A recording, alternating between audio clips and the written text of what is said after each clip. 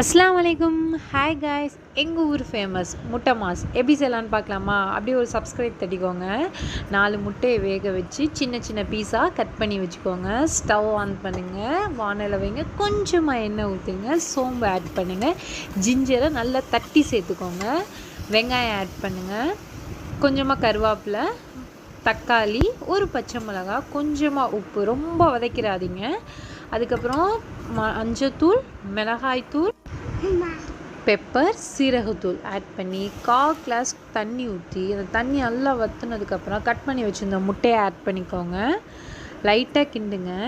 நல்லா கொதிக்கிற கம்மன்னு சிக்கன் சால்னா ஒரு கரண்டி எடுத்து மேலே ஊற்றுனீங்கன்னா, லாஸ்ட்டாக கொஞ்சமாக பெப்பர் மட்டும் தூவி கறி லீவ்ஸ் தூவி இறக்குனீங்கன்னா கம்மன்னு முட்டை மாஸ் ரெடி ஆகும்.